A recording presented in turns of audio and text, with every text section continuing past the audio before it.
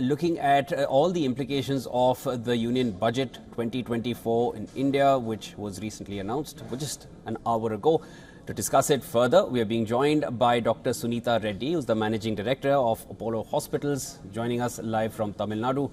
Dr. Reddy, pleasure speaking with you. Thank you so much for joining us right here on WION. I wanted to get your thoughts on this, and I'd like to just start off with the first thing which is being most spoken about, and then we'll come to the things which have been rather popular with the middle class.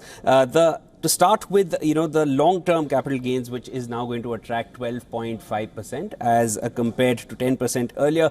We've seen the rupee decline to a record low of 83.69 against the dollar. There are certain implications. We earlier had an international guest. He said that, at least people sitting overseas, they're not too happy with this. And there is a certain amount of uproar within India as well when it comes to the capital gains tax increase. What are your thoughts on it?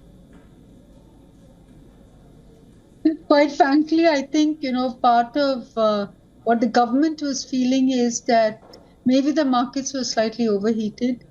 And what they did want is to get investment into India.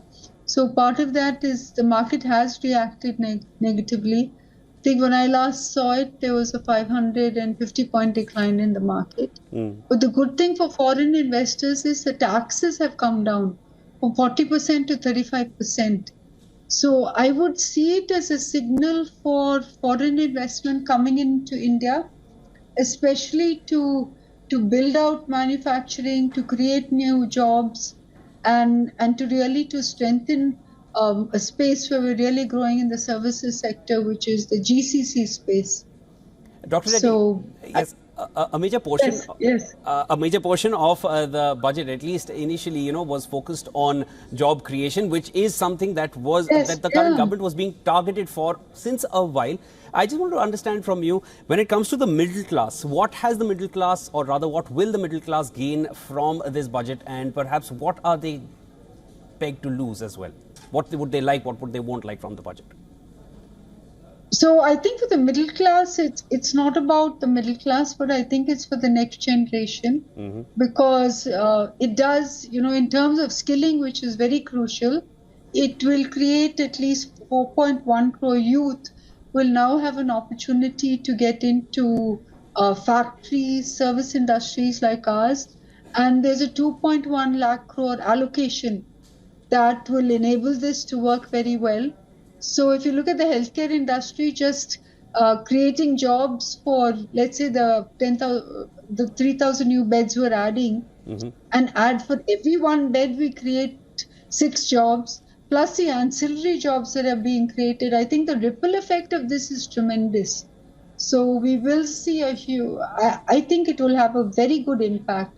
The second is, the fact that we can now use our CSR money for internships. And this again will benefit many of the corporates.